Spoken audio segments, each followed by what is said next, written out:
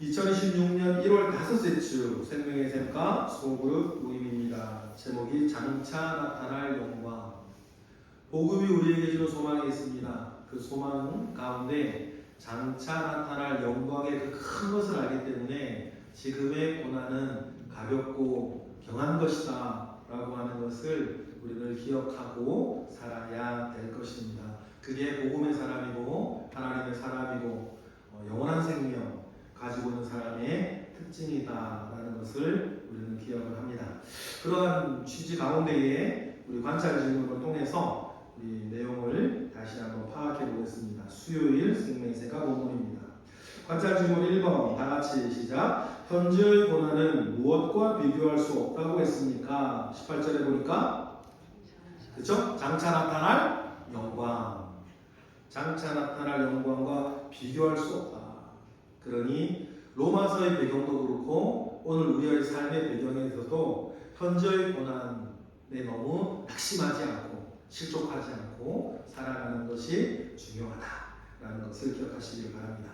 2번입니다. 시작. 피조물이 바라는 것은 무엇입니까? 20절, 21절에 보니까 피조물도 뭐가 나타나기를 바란다? 하나님의 아들들이 나타나기를 원한다.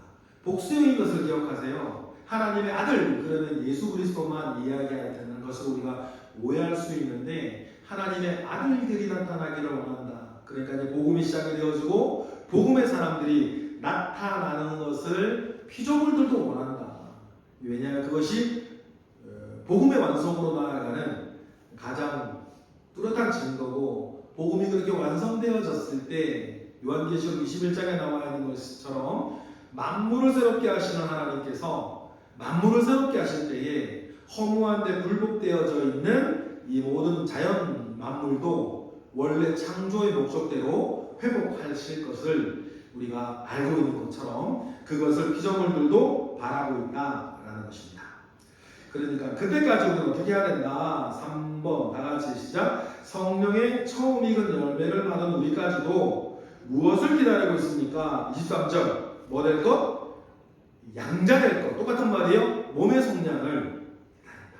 우리가 속량을 받았습니다. 죄의 사함을 다 얻었어요. 그런데 이상하죠? 죄의 싹시 사망이라고 그랬고 우리가 죄 사함을 받았는데 몸이 자꾸 죽어. 그래서 장례식장들이 성황하는 거 아닙니까? 그러니까 이 시작된 복음의 생명이 우리 육신의 완전한 속량까지 우리는 뭐한다? 기다리는 사람들이구나.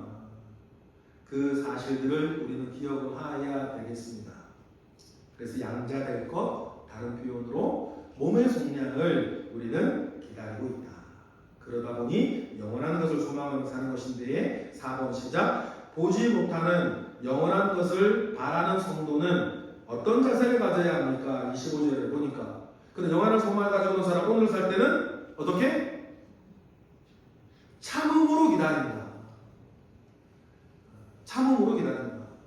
무언가 참고 기다린다는 것은 무언가 다른 일이 일어날 것을 알기 때문 아니겠습니까? 복음 안에서 우리가 그것이 무엇인지를 우리가 알고 있고 오늘 본문에서도 로마서에서도 그것이 무엇인지를 우리에게 너무너무 잘 가르쳐주고 있다.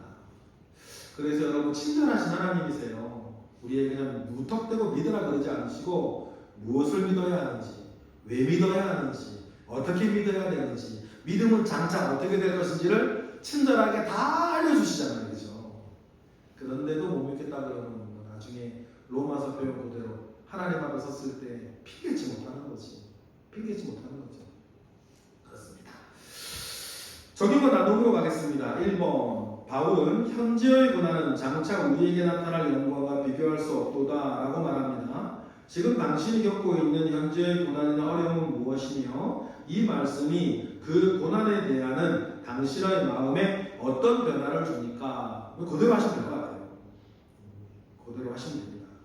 어떤 이 말씀이 나의 어떤 변화의 은혜를 새로운 마음을 주는지 묵상하는 것을 나누시면 되겠고 그리고 예전에 한 번 더 하신다면 예전에도 고난이 있었는데 그 고난을 내가 믿음 가운데 참고 견뎌냈을 때 하나님께서 또 어떻게 그것을 또 갚아주셨는지 과거의 어떤 사례를 간증하는 시간을 덧붙여서 하시면 참 좋을 것 같다. 그런 생각도 해봅니다. 2번으로 가면 본문은 피조물까지도 단식하며 하나님의 아들들이 나타나기를 고대한다고 말합니다. 이 구절을 묵상할 때 당신은 환경이나 자연 세계의 고통에 대해 어떤 책임감을 느끼게 되며 일상에서 이 단식에 공감하며 살기 위해 어떤 작은 행동을 할 수 있습니까? 이거 그대로 하시면 돼요. 그래서 하나님의 아들들이 나타나기를 바라고 있는 피조물에게, 그 피조물과 자연 환경들에게 내가 하나님의 나타난 하나님의 아들들로서 내가 지금 어떻게 자연과 환경과 그 여러 생물들을 보호하고 지키며 사랑하며 살 것인가를 나누시면 될 것 같아요. 그것이 우리가 그렇게 한다고 이 세상을 완전히 바꾸는 유력한 무엇인가 되지는 않을 거예요. 그런다 하더라도 그날을 소망하며 사는 사람으로서 우리는 어떻게 오늘을 모든 것들을 보호하고 지키며 살아갈 것인지, 창조주의 아들들로서 가지고 있는 책임감을 어떻게 모든 생물들과 자연 환경에 할 것인지를 여러분 나누시면 좋겠습니다. 3번, 우리는 성령의 처음 익은 열매를 받았으면서도 속으로 단식하며 몸의 구속을 기다립니다. 당신의 삶 속에서 온전한 구원을 갈망하며 단식하게 만드는 영역은 무엇입니까? 그 단식이 당신의 믿음과 삶의 방향을 어떻게 이끌고 있습니까?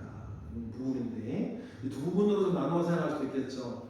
나의 어떤 부족하고 타락한 죄의 어떤 모습 속에서 우리가 탄식하는 부분들이 있을 것이고, 두 번째 고난이라는 측면에서는 내 주변에 일어나고 있는 여러 어려움들 속에 하나님의 구원이, 나의 그 주변에 있는 탄식 속에 하나님의 구원이 나한테 어떻게 임하기를 원하는지를 바라는 그 두 가지 갈래로 이야기를 나누어 줄 수가 있어요. 그래서 하나님이 만져주시기를, 하나님이 변화시켜 주시기를, 하나님이 고쳐주시기를 바라는 애통하는 마음 가운데 탄식하며 바라는 것이 있는지를 여러분 안팎으로 이야기를 나누어 주시면 될 것 같습니다. 그리고 4번하고 5번은 함께 해주시면 될 것 같아요.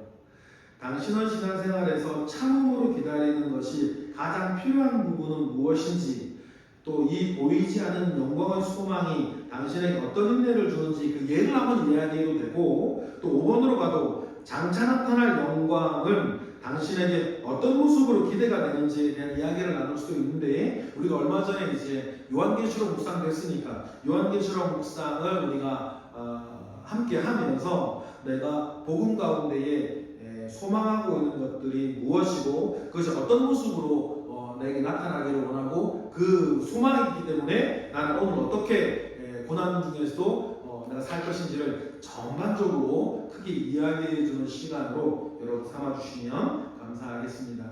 그래서 여러분 지금 로마서에 지금 우리 묵상하고 있는 그 내용들이 정말 중요합니다. 우리를 대변하는 한마디가 복음 아닙니까?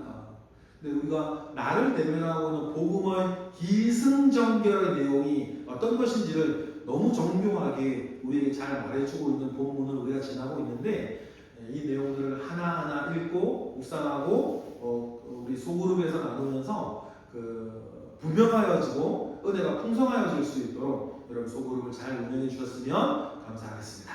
기도하겠습니다. 하나님 감사합니다. 크신 은혜 가운데 우리와 함께 하시옵소서. 우리의 소그룹들, 구역들, 목장과 셀들을 주님 기억하여 주시고 하나님의 크신 은혜가 넘치게 하시옵소서. 감사드리며 예수 그리스도의 이름으로 기도드렸나이다. 아멘. 우리 하나님 감사의 박수 하겠습니다.